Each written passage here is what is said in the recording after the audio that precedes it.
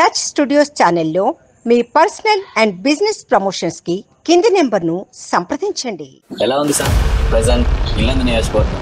ఇక్కడ జనం వెనకబడి ఉన్నారు, దరిద్రంలో కొట్టుమిట్టాడుతున్నారు. వాళ్ళకు ఉన్నటువంటి హక్కులు అవకాశాలన్నీ కాలరాయబడుతున్నాయి. టోటల్ గా ఎర్ర జెండా ఇంకా ఎందుకు ప్రశ్నించకుండా అధికార పార్టీలకు కానీ లేకపోతే అపోజిషన్ పార్టీలకు కానీ సపోర్టెడ్ గా నిల్చుంటుంది? నిజంగా మీరు అన్నట్టుగా వాళ్ళకి వీళ్ళకి ప్రయాణం చేస్తున్నటువంటిది మనం చూస్తున్నాం. ఆ థియరీ కరెక్ట్. ఒక పేద వ్యక్తి, మధ్యతరగతి వ్యక్తి ఏదైనా సమస్య వచ్చిందనుకోండి, ఒకప్పుడు ధైర్యంగా ఎర్ర జెండా కాడికి పోయేటోళ్ళు. ఇప్పుడు ఆ మధ్యతరగతి వ్యక్తికి సమస్య వస్తే ఎర్ర జెండా వాళ్ళని పిలవాలి అని అంటే పక్కన 2-3 లక్షలు పెట్టుకొని పిలవాల్సిన పరిస్థితి ఏర్పడింది. ఏం లేదు, నాయకత్వ లోపం, థియరీ లోపం, అట్లే ప్రజల అవసరాలు, అవకాశవాదం పెరిగింది. చూసుకుంటే ఎన్నో సంవత్సరాలు ప్రజల కోసం పోరాడే పార్టీ ఏది అని అంటే ఎర్రజెండా పార్టీలే అని ప్రజలలో ఒక బలమైన నమ్మకం ఉండేది. అటువంటిది ఇప్పుడు మీరు చూసుకుంటే ప్రజలు టోటల్గా నమ్మకం కోల్పోయారు ఎర్రజెండా మీద. దేనికంటారు దానికి కారణం? ప్రజల్ని అడ్డం పెట్టుకొని, ప్రజల పేరు చెప్పుకొని, ప్రజల కోసం పనిచేస్తున్నట్టు బోర్డులు పెట్టుకొని, ఎక్కడ ఏముంది, ఎట్లా సంపాదించుకోవాలి, ఎట్లా దాన్ని కాపాడుకోవాలి అనే పద్ధతులు ఈ ఎర్రజెండా కలర్ చూపించుకొని ఏమంటారు వాటిని సెటిల్మెంట్ల పద్ధతుల్లో వ్యవహారం చేస్తున్నట్టు సెటిల్మెంట్ దందా నడుస్తుందంట. ఆ దందా కనుక కొంతమంది ప్రయాణం చేస్తారు. రేవంత్ రెడ్డి గారు మిమ్మల్ని సెక్రటరియట్ బయట నించోబెట్టారు అని చెప్పి మొన్నటిదాకా సోషల్ మీడియాలో ఒకటే వైరల్ అయింది. అసలు అక్కడ ఏం జరిగింది? నేను సీఎం దగ్గరికి పోవాలంటే సార్ ఇక్కడ మీ పేరు లేదు సార్, లేకపోతే ఎట్లా మీ ముఖ్యమంత్రికి నేను తెలుసు, ముఖ్యమంత్రి నాకు తెలుసు. నేను అక్కడ రోడ్డు మీద ఉంటే ఎవరో ఫోటో తీసి పెట్టారు, ఆ ఫోటో సంగతి నాకు తెలుసు. నేను అక్కడ ఉండగానే మొత్తం కార్లు వెళ్ళిపోయింది, 20 కార్లు వెళ్ళిపోయింది. 1980 నుంచి ఇప్పటి వరకు కూడా మీరు రూపాయి కూడా సంపాదించుకోకపోవడానికి కారణం అవకాశం లేకనా, ఇష్టం లేకనా? అవకాశాలు కోకొల్లలుగా ఉన్నాయి.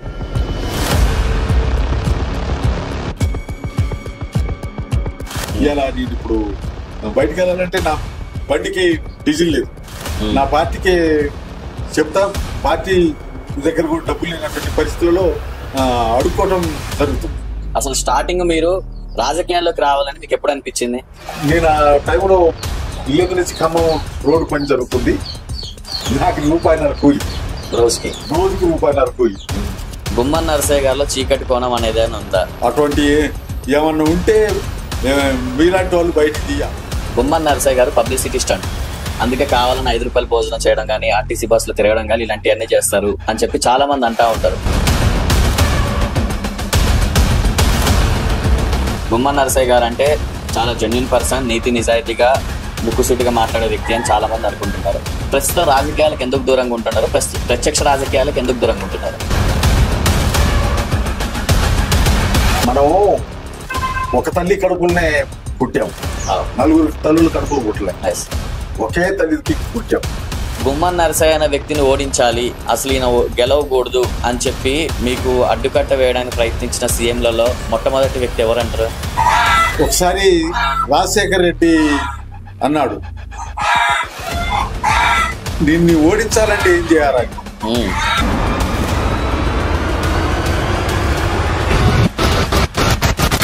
నేను ఓడిపోయినాడు కూడా ఆయన బాధపడ్డాడు. ఏంటి నువ్వు ఓడిపోవటం? ఎన్టీఆర్ గారిని, రాజశేఖర్ రెడ్డి గారిని, చంద్రబాబుని, రేవంత్ రెడ్డిని, కేసీఆర్ని ఇంతమంది సీఎంలను చూసారు కదా. ఇంతమంది సీఎంలలో హిట్లర్ పరిపాలన ఎవరిది అంటే ఎవరి పేరు చెప్తారు? కేసీఆర్ని చూసినా ఆయన హిట్లర్. ఇప్పుడు మన ఖమ్మం జిల్లాలో 3 మంత్రులు ఉన్నారు, బట్టి గారు, తుమ్మల గారు, పొంగులేటి గారు. ఎట్లుంది వీళ్ళ 3 పరిపాలన మినిస్టర్స్గా? అవినీతి లేకుండా బతకలేదు. ఓకే, అవినీతి అనేటువంటిది కనపడదు. పొంగులేటి శ్రీనివాసరెడ్డి ఇంటర్వ్యూ స్టార్టింగ్ నుంచి అడుగుదాం అనుకుంటున్నా, మీ మెడలో ఉన్న ఎర్ర జెండా ఏదైతే ఉందో ఆ ఎర్ర జెండా మీకు ఏమి ఇచ్చింది అని అంటే మీరు ఏం చెప్తారు? ఆ ఎర్ర జెండాని నమ్ముకున్నటువంటి, ఆ ఎర్ర జెండాని అభిమానిస్తున్నటువంటి ప్రజలందరికీ ఒక స్వేచ్ఛనిచ్చింది. మోడీ గవర్నమెంట్ కాగజ్ అని చెప్పి ఒక ఉద్యమం ప్రకటించింది నక్సలైట్స్ మీద. మోదీ సర్కార్ అన్నంత పని చేస్తుందా? కానీ ఇప్పుడు కంచుకోటకు బీటలు వారింది. వరుస ఎన్కౌంటర్లు కోలుకోలిని దెబ్బతీస్తున్నాయి. ఆపరేషన్ కగార్ ఎలా జరిగింది? నిఘా వర్గాలకు లీక్ చేసింది. దాని గురించి మీరేమంటారు? ఇందిరాగాంధీ కూడా కమ్యూనిజం లేకుండా చేస్తానని చెప్పి ఎమర్జెన్సీ ప్రకటించింది. కనపడటం జైల్లో పెట్టింది, కనపడటం కాల్చింది. నక్సలిజం కానీ కమ్యూనిజం కానీ అది ఆగేది కాదు, ఆగిపోయేది కాదు. నమస్తే సార్. నమస్తే. బాగున్నారా? బాగున్నాను. ఎలా ఉంది సార్ ప్రెసెంట్ మన ఇల్లందు నియోజకవర్గం? ఇల్లందు నియోజకవర్గం అంతకు ముందు ఉన్నటువంటి ఈ ప్రాంతం అంతా కూడా చీకటి ప్రాంతం, ప్రజలకి ఎటువంటి సవలతులు లేనటువంటి పరిస్థితి. అవును, వెనకబడి ఉన్న ప్రాంతం, చాలా బాగా వెనకబడినటువంటి ప్రాంతం.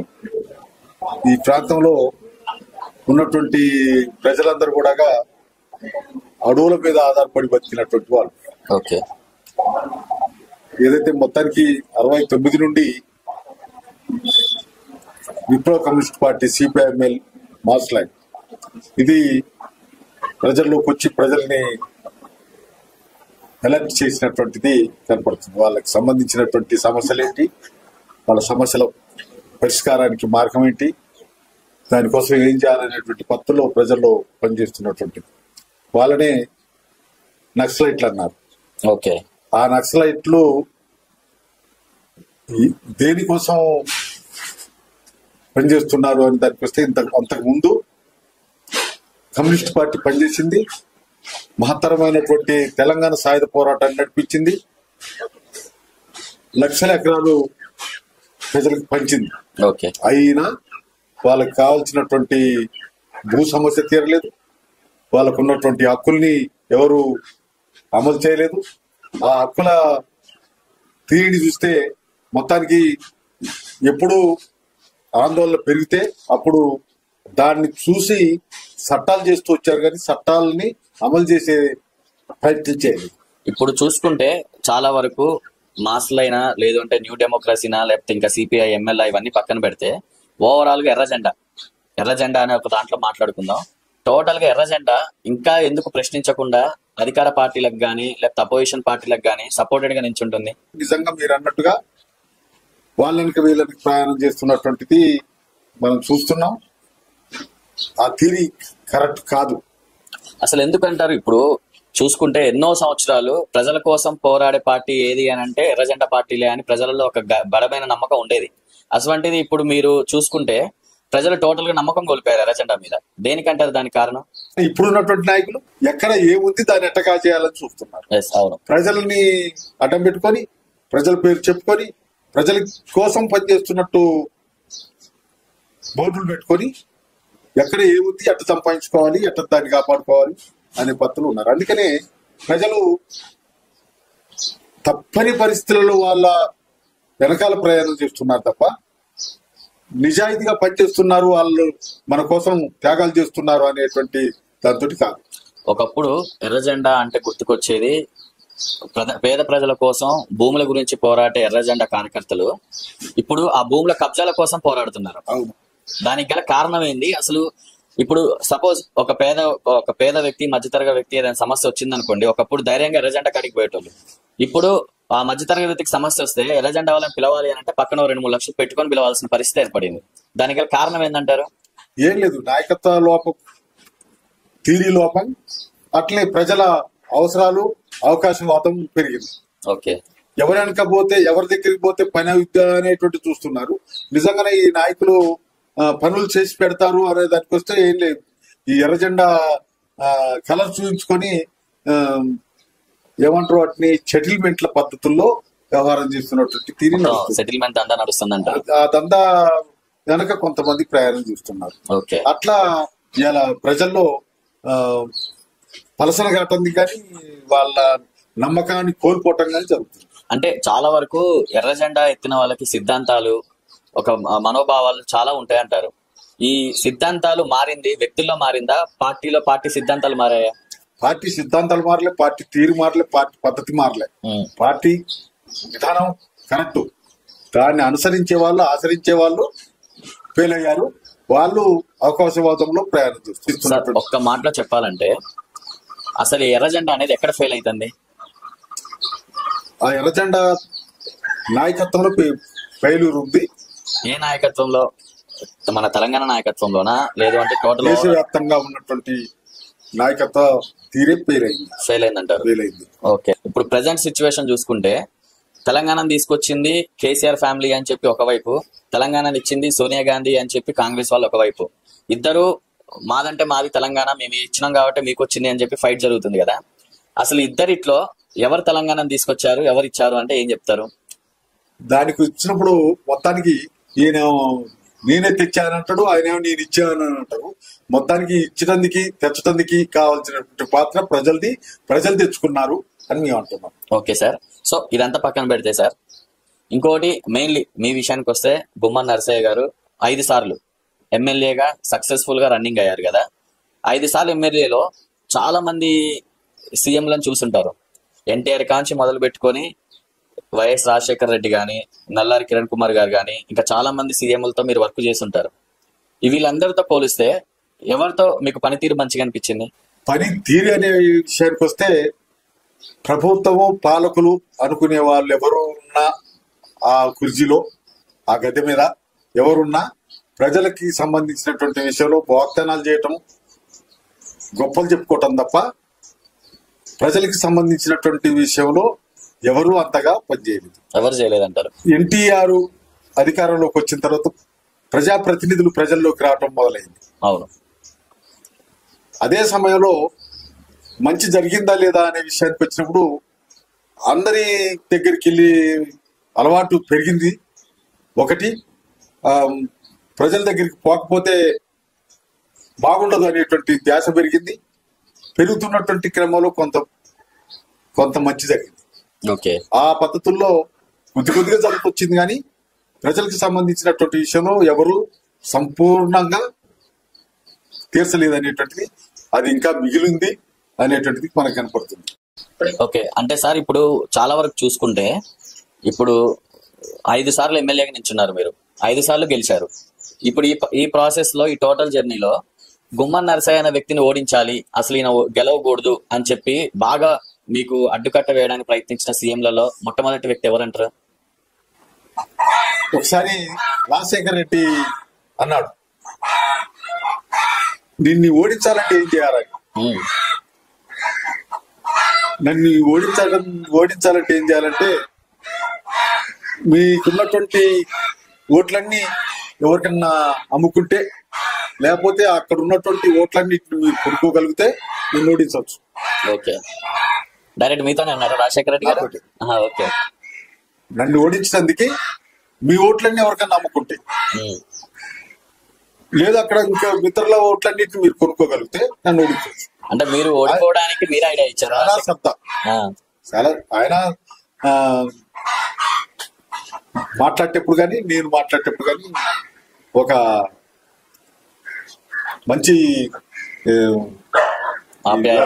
ఆప్యాయతోటి మాట్లాడుకుంటాను. ఓకే, నేను ఓడిపోయినాడు కూడా ఆయన బాధపడ్డాడు. ఏంటి నువ్వు ఓడిపోవటం అని అన్నాడు. నేను అన్నాను అప్పుడు, మీ ఓట్లు అమ్ముకున్నారు కదా అని అన్నాడు. మీ ఓట్లు అమ్ముకున్నారు కదా, మీ ఓట్లు అమ్ముకున్న తర్వాత మీ ఓట్లు మీకుండి వాళ్ళ ఓట్లు వాళ్ళు వేసుకుంటే నా ఓట్లే మెజార్టీ. ఇప్పుడు మీరు ఓట్లు అమ్ముకున్నారు కాబట్టి వాళ్ళ మీ కలిపి మెజార్టీ పెరిగింది, నా ఓట్లు తగ్గినాయి. అయితే సార్ ఇప్పుడు చాలా వరకు కూడా మీరు 1980 నుంచి రాజకీయాల్లో ఉన్నారు. సో అప్పటి నుంచి ఇప్పటి వరకు చూసుకుంటే గుమ్మన్ నరసయ్య గారు 5 సార్లు ఎమ్మెల్యే చేసినా కానీ రూపాయి కూడా సంపాదించుకోలేదు, సంపాదించుకుంది మొత్తం కూడా ప్రజలకే ఖర్చు పెడుతున్నారు అనేది ఒక జనాల్లో బాగా నమ్ముతున్నారు. 1980 నుంచి ఇప్పటి వరకు కూడా మీరు రూపాయి కూడా సంపాదించుకోకపోవడానికి కారణం అవకాశం లేకనా, ఇష్టం లేకనా? అవకాశాలు కోకొల్లలుగా ఉన్నాయి, ఎట్లా పడితే అట్లా సంపాదించుకోవచ్చు. ఓకే, కానీ నేను పుట్టింది వెనకబడిన కుటుంబం నుండి, పెరిగింది వెనకబడ్డ ప్రాంతం నుండి, వెనకబడ్డ ప్రజల కోసం పనిచేస్తున్నటువంటి పార్టీ నాయకత్వంలో నేను ఇలా ప్రజలకి కనపడేటువంటి పరిస్థితి. కానీ ఇంకా జనం వెనకబడి ఉన్నారు, దరిద్రంలో కొట్టుమిట్టాడుతున్నారు, వాళ్ళకున్నటువంటి హక్కులు అవకాశాలన్నీ కాలరాయబడుతున్నాయి. వాటి కోసం పనిచేస్తున్నటువంటి నేను సంపాదించుకోవాలంటే బ్రహ్మాండమైనటువంటి అవకాశాలు ఉన్నాయి, ఎట్లా పడితే అట్లా. వాటన్నిటికీ భిన్నమైనటువంటి పద్ధతులు నేను బతకదలుచుకున్నాను. ప్రతి వ్యక్తికి 2 కోణాలు ఉంటాయి, ఒకటి చీకటి కోణం, ఒకటి మంచి కోణం. గుమ్మన్ నరసయ్య గారిలో చీకటి కోణం అనేది ఉందా? ప్రజలకి తెలియకుండా ఒక రకంగా తెలిసి ఒక రకంగా ఏమైనా వ్యవహరించిన శైలులు ఏమైనా ఉన్నాయా? అటువంటి ఏమన్నా ఉంటే మీలాంటి వాళ్ళు బయటికి తీయాలి. అంతే. ఎందుకంటే మరి నా దగ్గర ఏం లేదు. ఇవాళ నేను ఇప్పుడు బయటికి వెళ్ళాలంటే నా బండికి డీజిల్ లేదు. నా పార్టీకే చెప్తా, పార్టీ దగ్గర కూడా డబ్బులు లేనటువంటి పరిస్థితుల్లో అడుక్కోవటం జరుగుతుంది. ఆ రకమైనటువంటి పద్ధతులు మేము బతుకుతున్నాం. చీకట్లో దాచుకొని మరి ఎలుతురులో కనపడేటువంటి పరిస్థితి లేదు. మేము ఇప్పుడు బయటకు వెళ్తే ఏడనో ఒక్కడ మాకు తెలిసిన వాళ్ళ దగ్గర పోయి అన్నం తింటాం. హోటల్లో కొనుక్కొని తిందామన్నా కానీ డబ్బులు ఉండవు. ఆ పద్ధతుల్లో మా పని నడుస్తుంది. ఒకవేళ అటువంటి ఏమన్నా ఉంటే గింటే ఎవరన్నా చెప్తే ఎవరన్నా చూపిస్తే అది. అయితే మేము ఈ క్వశ్చన్ ఎందుకు అనగామంటే, మిమ్మల్ని మేము ఇంటర్వ్యూ పాడ్కాస్ట్ చేయాలి అన్న కాన్సెప్ట్ లో కొంతమందితో మాట్లాడితే కొంతమంది వ్యక్తులు ఏమన్నారంటే, గుమ్మన్ నరసయ్య గారు పబ్లిసిటీ స్టంట్, ప్రచార పర్పస్ లో చాలా ముందుంటారు, అందుకే కావాలని 5 రూపాయలు భోజనం చేయడం కానీ ఆర్టీసీ బస్సులో తిరగడం కానీ ఇలాంటివన్నీ చేస్తారు అని చెప్పి చాలా మంది అంటా ఉంటారు. వాళ్ళకి మీరు ఏం చెప్తారు? 5 రూపాయలు భోజనం చేయటం తప్పేం కాదు కదా.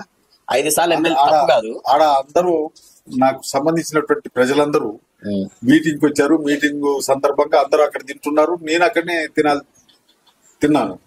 అట్లే ఆర్టీసీ బస్సు అనే దానికి వస్తే నాకు దేశం అంతా తిరగటానికి, రాష్ట్రం అంతా తిరగటానికి ఫ్రీ బస్ పాస్, గవర్నమెంట్ ఇచ్చినటువంటి బస్ పాస్.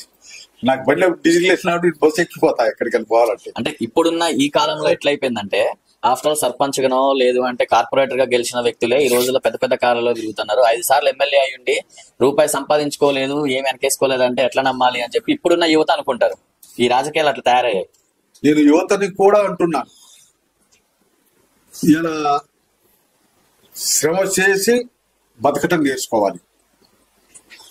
స్వచ్ఛమైనటువంటి పద్ధతుల్లో మన శక్తిని ప్రదర్శించాలి.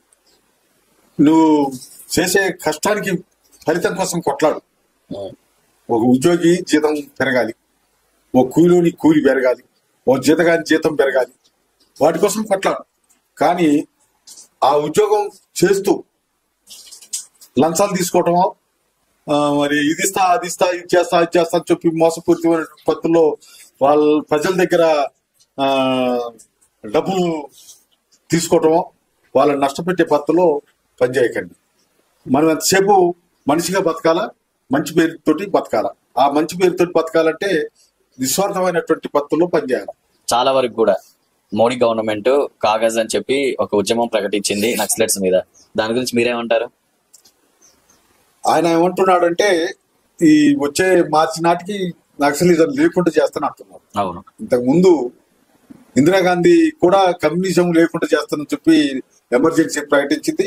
కనపడ్డోనల్లా జైల్లో పెట్టింది, కనపడ్డోనల్లా కాల్చి చంపింది. అవును. ఇప్పుడు మోడీ మాట్లాడుతున్నటువంటిది కూడా అదే పగటి కళ. నక్సలిజం కానీ కమ్యూనిజం కానీ అది ఆగేది కాదు, ఆగిపోయేది కాదు. ఎప్పుడో ఒకప్పుడు ఖచ్చితంగా దాని ప్రభావం పెరుగుద్ది. ఆ రకమైనటువంటి చైనాలో రష్యాలో వచ్చినటువంటి పరిస్థితులు వస్తాయి. కాకపోతే ఎప్పుడు అనేటువంటి చెప్పలేము, ఎప్పుడు వస్తుంది అనేటువంటిది చెప్పలేము, కానీ ఖచ్చితంగా ఆ తీరు వస్తుంది.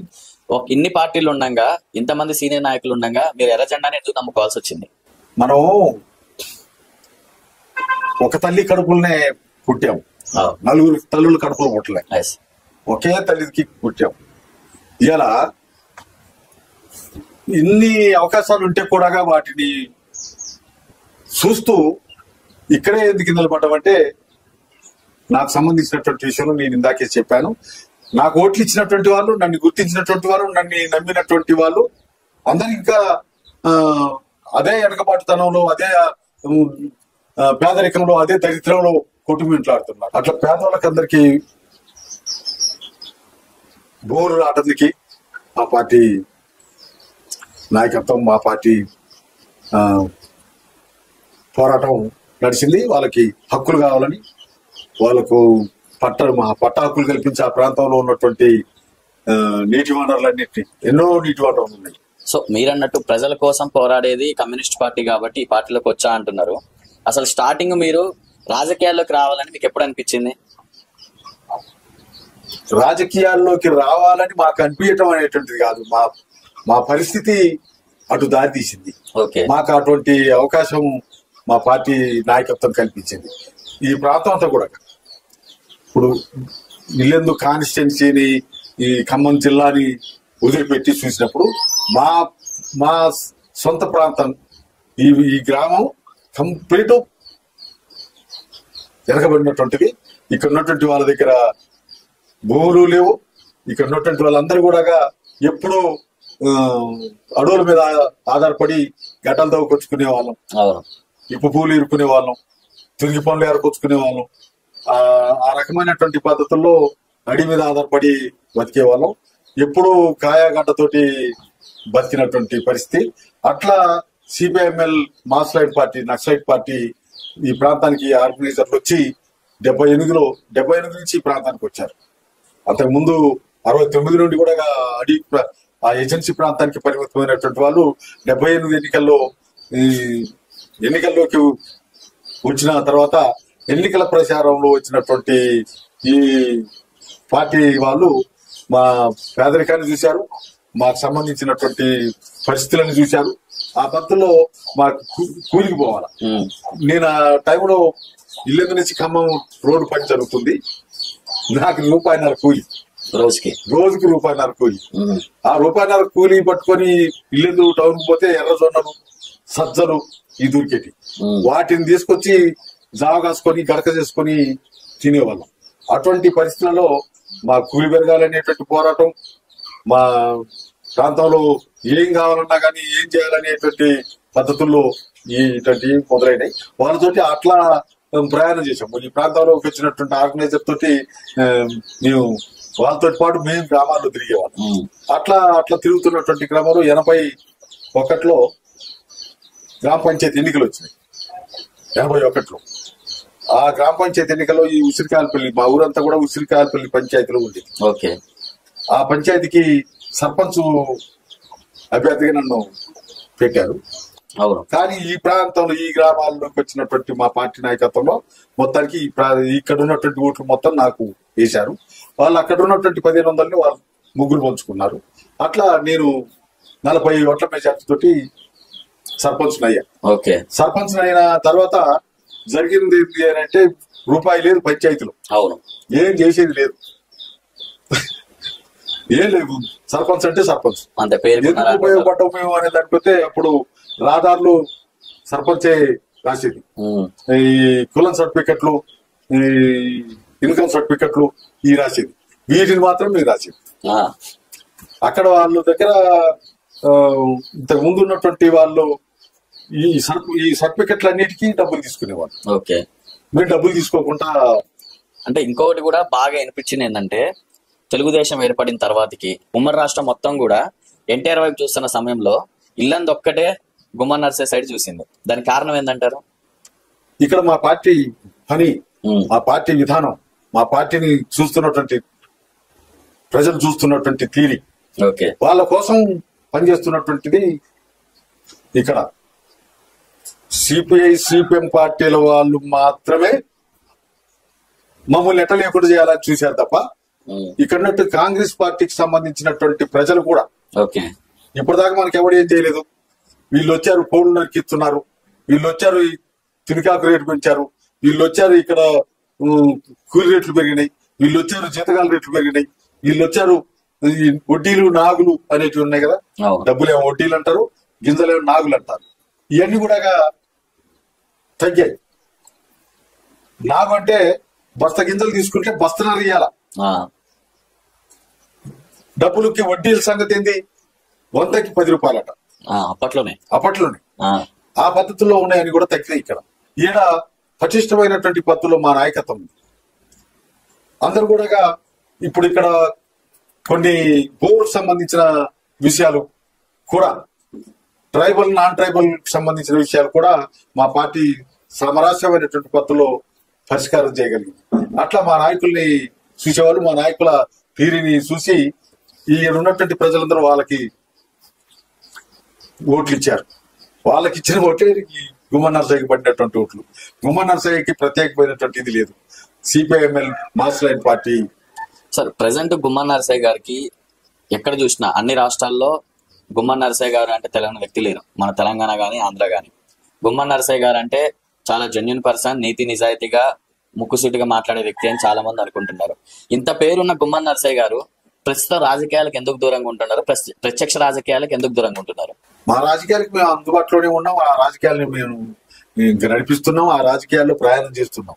ప్రత్యక్ష రాజకీయాలకు ఎందుకు రావట్లేదు అంటే ఆ రాజకీయాల్లో ఉన్నటువంటి తీరుని మేము తిరస్కరిస్తున్నాం కదా, అందులోకి ఆ తీరుగా పోవాల్సినటువంటి అవసరం. ఇవాళ సిపిఐ వాళ్ళు ఒక రకంగా వాళ్ళు తెలుగుదేశం అధికారంలో ఉంటే తెలుగుదేశం వెనక ప్రయాణం చేస్తున్నారు, కాంగ్రెస్ అధికారంలో ఉంటే కాంగ్రెస్ వెనకాల ప్రయాణం చేస్తున్నారు. అట్లే వాళ్ళు ఎప్పుడో ఒకప్పుడు ఖచ్చితంగా కమ్యూనిజం వస్తుంది, కమ్యూనిస్టు రాజ్యం వస్తుంది అని చెప్తూనే వాళ్ళ తోకలు పట్టుకొని ప్రయాణం చేస్తే కమ్యూనిస్టు పార్టీ ఎట్లొస్తుంది, కమ్యూనిజం ఎట్లా ముందుకు వస్తుంది. అందుకని వాటిని వ్యతిరేకిస్తున్నటువంటి వాళ్ళం. ఇలా వాళ్ళనిక వీళ్ళనిక ప్రయాణం చేయాల్సినటువంటి అవసరం లేదు. ఇలా అవసరాలు ఏంటి, ప్రజల అవసరాలు ఏంటి చూడాలి. ఆ ప్రజల అవసరాల కోసం ఇలా మేము పవన్ కనకయ్య దగ్గరికి పోవాలా, రేవంత్ రెడ్డి దగ్గరికి పోవాలా అనే దానికి వస్తే ఇక్కడ సమస్యలు వాటి కోసం ఖచ్చితంగా రిప్రజెంట్ చేయడానికి పోవాలా. ఇప్పుడు మీరు రేవంత్ రెడ్డి గారు టాపిక్ తీసుకొచ్చారు కాబట్టి అడుగుతున్నా. రేవంత్ రెడ్డి గారు మిమ్మల్ని సెక్రటరియట్ బయట నించోబెట్టారు అని చెప్పి మొన్నటిదాకా సోషల్ మీడియాలో ఒకటే వైరల్ అయింది. అసలు అక్కడ ఏం జరిగింది? ఎన్టీఆర్ దగ్గర నుండి మొదలుకొని రాజశేఖర రెడ్డి దాకా చూశాను. అవును, ఎవరి దగ్గరికి కూడా నేను టైం అడిగి పర్మిషన్ తీసుకొని పోలే. ఎప్పుడైనా సెక్రటేరియట్ పోయి నా కార్డు పంపిస్తే చూసేవాళ్ళు, పిలిచి ఇది చేసేవాళ్ళు. మరి కేసీఆర్ దగ్గర నుండి ఈ తీరు మొదలైంది. కేసీఆర్ అసలే కలవలేదు. రేవంత్ రెడ్డి దగ్గరికి వచ్చేటప్పటికి ఇప్పుడు ఎన్నిసార్లు సెక్రటేరియట్ టైం అడిగినా, ఇంటికి టైం అడిగినా, ఎక్కడికి టైం ఇవ్వలేదు. నేను ఏమన్నా కానీ వాడికి పోతానని చెప్పి అఖిల పక్షంగానే ఆడికి ఇంటి దగ్గరికి పోయాం. ఇంటి దగ్గరికి పోయితే ఆడికి పోతే ఆ సెక్యూరిటీ సిబ్బంది అంతా కూడా వాళ్ళందరూ వచ్చి అన్న నమస్తే నమస్తే అని చెప్పి సెక్యూరిటీ తీసుకుంటారు, హాయ్ బాయ్ అని అంటుంటారు. కానీ నేను సీఎం దగ్గరికి పోవాలంటే సార్ ఇక్కడ మీ పేరు లేదు సార్ అంటున్నారు. అక్కడ అంటే అపార్ట్మెంట్ తీసుకున్నటువంటి వాళ్ళ లిస్ట్ ఉంటుంది. లేదు సార్ అని లేకపోతే అట్లా మీ ముఖ్యమంత్రికి నేను తెలుసు, ముఖ్యమంత్రి నాకు తెలుసు, మీరందరూ నాకు తెలుసు, మీకే నేను తెలుసు. ఏందనంటే సార్ ఇక్కడ లిస్ట్ లో పేరు పోవాలి సార్, ఆ టైం మొత్తానికి నేను అక్కడ ఆయన ఇంటి దగ్గర రోడ్డు మీద నిలబడి ఉంటే మొత్తానికి ఎవరో ఫోటో తీసి పెట్టారు. ఆయన కలవలేదు, ఆయనతో మాట్లాడలేదు, నా పర్పస్ నెరవేరలేదు. నేను అక్కడ రోడ్డు మీద ఉంటే ఎవరో ఫోటో తీసి పెట్టారు. ఆ ఫోటో సంగతి నాకు తెలియదు. మొత్తానికి నేను అక్కడ ఉన్నాగానే మొత్తం కార్లు వెళ్ళిపోయినాయి. 20 కార్లు వెళ్ళిపోయినాయి. ఏ కార్లలో ఉంటాడో నన్ను చూస్తే ఆగుతుండేమో అనుకున్నా కానీ వెళ్ళిపోయినాక నేను వెనక తిరిగి వస్తున్నటువంటి క్రమంలో నాకు ఫోన్ వచ్చింది. ఎవరు ఏంటంటే చూస్తే ఈ సోషల్ మీడియా వాళ్ళు, అన్నా ఏం జరిగిందన్నా అంటారు. ఏం జరిగింది, ఏం జరగలేదు అని నేను అన్నా. అంటే అన్నా ఇప్పుడు మీరు సీఎం గారి ఇంటికి పోయారు కదా, మాకు ఇట్లా వచ్చింది అట్లా వచ్చిందని అంటే, నిజమే పోయినా ఆయన కలవటానికి వీలు కాలేదు, వెళ్ళిపోతున్నానంటే, లేదన్నా మేము వస్తాను, మీరు ఉంటే అంటే ఊరి బాబు నేను సిటీ దాటినా ఇంకేడా ఆగుతులే అని చెప్పి వచ్చేసిన. అది వైరల్ అయిపోయింది. సో అక్కడ జరిగింది అదంట. మళ్ళా 3 నెలల తర్వాత మళ్ళా పోయి కలిస్తే ఆ సీతారాం ప్రాజెక్ట్ సంబంధించి రిప్రజెంటేషన్ ఇస్తే, ఆ రిప్రజెంటేషన్ కి సంబంధించినప్పుడు పక్కనే ఇరిగేషన్ మినిస్టర్ ఉత్తమ్ కుమార్ రెడ్డి ఉన్నాడు. ఆయనకు చెప్పిండు ఒక మీటింగ్ ఏర్పాటు చేసి అక్కడ ఉన్నటువంటి పొలిటికల్ పార్టీస్, అక్కడ ఉన్నటువంటి ఎమ్మెల్యేలు, అక్కడ ఉన్నటువంటి ఆ డిపార్ట్మెంట్ సిబ్బంది అంటే ఈ ఇంజనీర్లందరితో మీటింగ్ ఏర్పాటు చేయి అదేంటో పరిశీలన చేస్తే దానికోసం ఆలోచిద్దామని అన్నారు. మీరు ఇంతగానో ఫైట్ చేస్తున్నారు కదా సార్, మీరు ఇప్పటి వరకు ప్రత్యక్ష రాజకీయాల్లో ఉన్న తర్వాతకి లేని తర్వాతకి ఎన్టీఆర్ గారిని, రాజశేఖర రెడ్డి గారిని, చంద్రబాబుని, రేవంత్ రెడ్డిని, కేసీఆర్ ని ఇంతమంది సీఎంలను చూసారు కదా. ఇంతమంది సీఎంలలో హిట్లర్ పరిపాలన ఎవరిది అంటే ఎవరి పేరు చెప్తారు? అదేదన్నా ఉంటే ఇప్పుడు నేను తెలంగాణ రాష్ట్ర పోరాటంలో పాల్గొన్నటువంటి వాడిని, పాత్ర పోషించినటువంటి వాడిని, కేసీఆర్ ని చూసినా ఆయన హిట్లర్ పరిపాలన అంటారు. సార్ ఇప్పుడు మీ విషయానికి వస్తే సేమ్ ఇప్పుడు గుమ్మన నరసయ్య గారి పేరు మీద బయోపిక్ ఒకటి వస్తుంది. మిమ్మల్ని సంప్రదించారా ఆ బయోపిక్ సినిమా తీయడం కోసం? మమ్మల్ని వచ్చి మా హిస్టరీ మొత్తం అడిగారు. మేము మా పుట్టుపూర్వోత్తరాలు మీరు అడిగినట్టే రాజకీయాలు ఇవన్నీ అడిగారు, చెప్పాము. వాళ్ళు దాన్ని వెలుగులో ఏం చేస్తున్నారో అది మనకి తెలవని సంబంధం లేదు. రిలీజ్ అయ్యాక చూడాల్సిందే అంతే. సార్ ఒక మాటలో చెప్పాలంటే ఇంటర్వ్యూ స్టార్టింగ్ నుంచి అడుగుదాం అనుకుంటున్నా, మీ మెడలో ఉన్న ఎర్ర జెండా ఏదైతే ఉందో ఆ ఎర్ర జెండా మీకు ఏమి ఇచ్చింది అని అంటే మీరు ఏం చెప్తారు? ఆ ఎర్రజెండా మాకందరికి, నాకొక్కరికే కాదు, ఆ ఎర్రజెండాని నమ్ముకున్నటువంటి, ఆ ఎర్రజెండాని అభిమానిస్తున్నటువంటి ప్రజలందరికీ ఒక స్వేచ్ఛనిచ్చింది. ఇలా కూలి రేట్లు పెంచుకునే స్వేచ్ఛనిచ్చింది. ఇలా మేము ఇంతకు ముందు ఆ స్వేచ్ఛలతో పాటు కబ్జా చేసే స్వేచ్ఛ కూడా ఇచ్చింది అంటారా మీరు? కబ్జాలు చేయటానికి మరి మేము ఆ కబ్జాలు చేయటానికి ఎక్కడికి పోతాం, ఆగిపోతాం? ఎవరినన్నా భూస్వామి దగ్గరికి పోతామా, లేకపోతే ఇంకెక్కడికైనా? మేము పోడు భూమిని కబ్జా చేశాం, అదే మా కబ్జా. పోడు భూమి మాకు కావాల్సింది, పోడు భూమి మేము దున్నుకుంటున్నటువంటి పోడు భూమినే మేము కబ్జా చేశాం. ఒకప్పుడు జనాల కోసం పోరాడే ఎర్రజెండా ఈ రోజు సెటిల్మెంట్ల కోసమో లేదు అంటే భార్యాభర్తల పంచాయతీలకు సెటిల్మెంట్ల కోసమో వీటికి పనిచేస్తాం తప్ప ప్రజల సమస్యల మీద ఎందుకు పనిచేయట్లేదు ఈ ఎర్రజెండా? అన్ని పార్టీలు, మీ ఒక్క పార్టీ అని కదా, అన్ని పార్టీలు ఎర్రజెండాలకు సంబంధించినటువంటి విషయానికి వస్తే మీరు చెప్పే మాటలు కొంతమంది చేస్తున్నారు, కొన్ని పార్టీలు చేస్తున్నాయి. నేను ఇందాక చెప్పినటువంటి సిపిఐ పార్టీలు ఆ సెటిల్మెంట్ లో ఆ పంచాయతీ, ఏ పంచాయతీ చేసినా డబ్బులు లేకుండా పంచాయతీ చేయాలి. మేము ఏ పంచాయతీ చేసినా కానీ పైసలు తీసుకోకుండా మంచిగా బతికే మార్గం. రానున్న రోజుల్లో కూడా ఇదే పార్టీలో కంటిన్యూ అవుతారా? ఎవరైనా అధికారులు ఇప్పటి వరకు మీకు ఇప్పుడున్న చాలా గవర్నమెంట్లు మారినాయి, రేవంత్ రెడ్డి గానీ, చంద్రబాబు గానీ, లేదంటే కేసీఆర్ గానీ, గుమ్మన్నారు సార్ నీకు ఇవన్నీ ఎందుకు, మా కాడికి వచ్చే నీకు ఎమ్మెల్సీ ఇస్తానో ఏదైనా ఇస్తాను ఆఫర్లు ఇచ్చారా మీకు? చంద్రబాబు ఫోన్ చేసి అడిగిండు, రాజశేఖర రెడ్డి ఫోన్ చేసి అడిగిండు, ఆ కాన్స్టిట్యున్సీకి ఆ మండలాలకి కావాల్సినటువంటి నిధులు ఇద్దాం.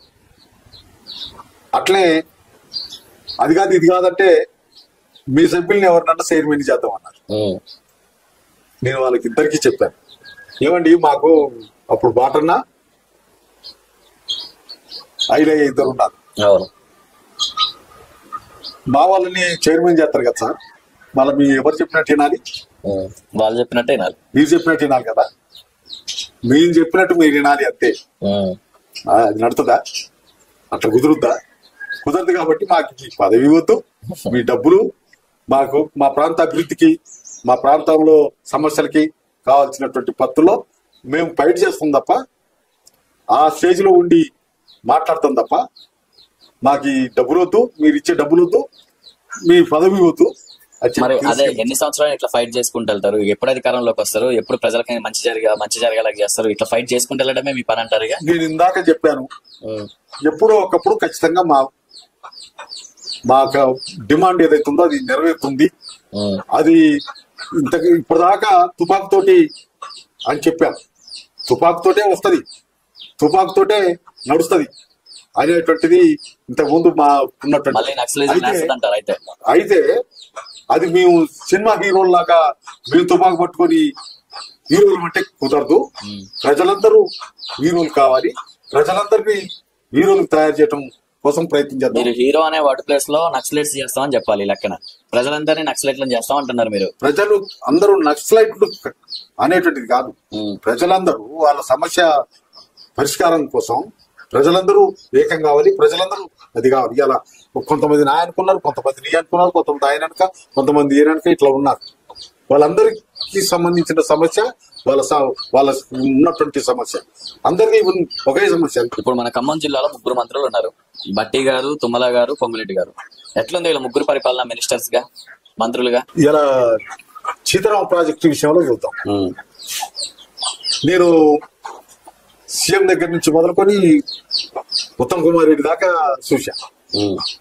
ఎవరు కూడా ఈడేమి ఇది కరెక్ట్ కాదు అనేటందుకు లేరు, ఇది పని చేయాలనేటందుకు లేరు.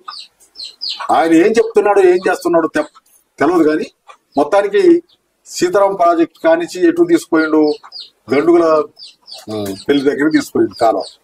ఆ గండుగుల పెళ్లి దగ్గర ఆయన శాలువకు పోయింది కాలం, ఆయన శాలువకు పోయింది. ఇంజనీరింగ్ డిజైన్ ప్రకారంగా, లైన్ ప్రకారంగా ఆయన చాలుకు పోయింది. ఆయన చాలుకు పోకుండా వంక తిప్పేసింది. ఇంజనీరు ఏం చేయాలా, వాడి డిజైన్ ప్రకారంగా పనిచేయాలి. అవును.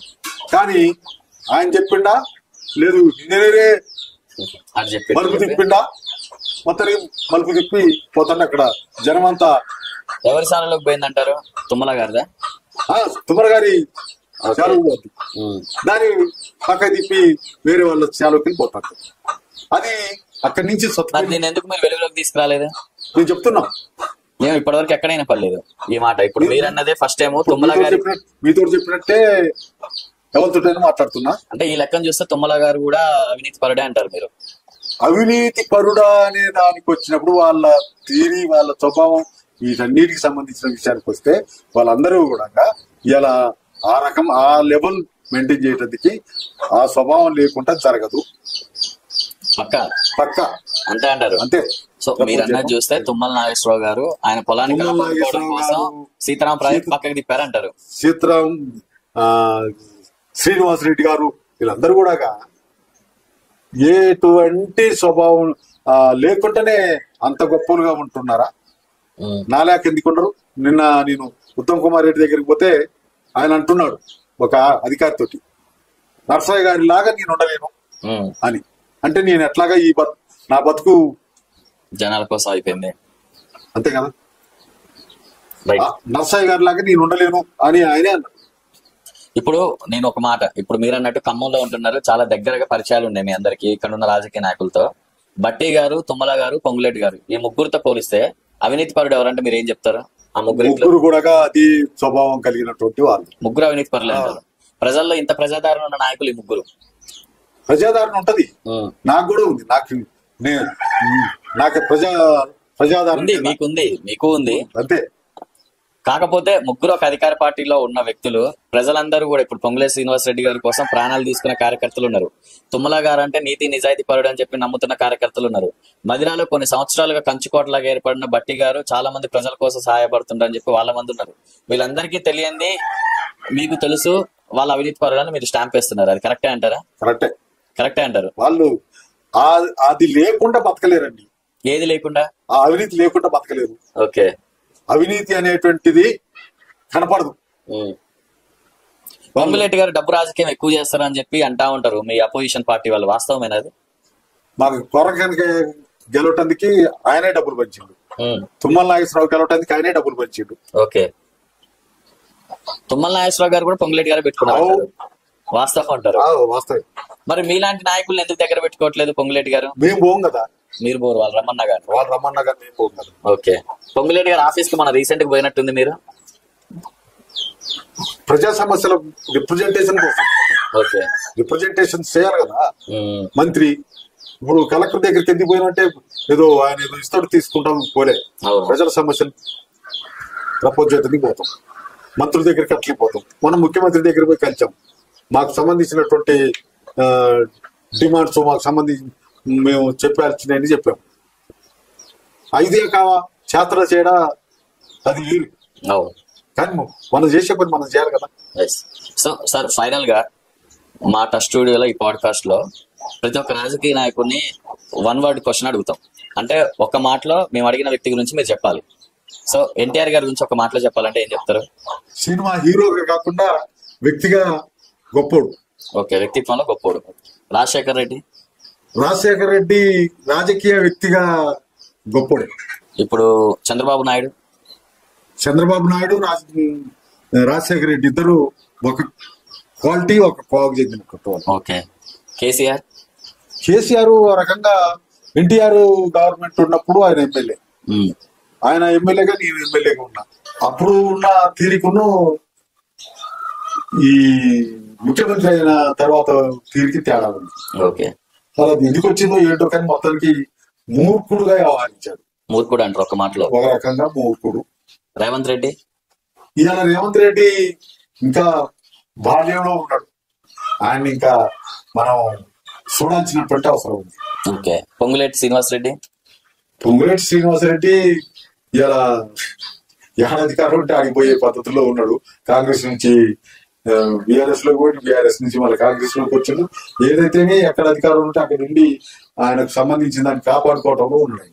ఓకే. తుమ్మల నాగేశ్వరరావు గొప్పలు చెప్పుకోవటం తప్ప ప్రజలకి చేసింది. మోడీ గారు మోడీ మరి దుర్మార్గుడు. ఓకే. అమిత్ షా గారు వాళ్ళందరూ కూడా కాకపోతే చెందినట్టు సార్. అంతే, అందరు దుర్మార్గులే అంతే. Okay sir, thank you so much. ఈ పాడ్కాస్ట్ లో చాలా ఎప్పటి నుంచో జరుగుతున్న రాజకీయ వ్యవస్థ గురించి టోటల్ గా ఎక్స్ప్లెయిన్ చేసినందుకు థ్యాంక్ యూ అండి. రానున్న రోజుల్లో చాలా వరకు కూడా మీరు అందరికి అందుబాటులో ఉండి మీ పోరాటం ఇలానే కంటిన్యూ చేయాలని కోరుకుంటున్నాం. Thank you so much. మంచిది.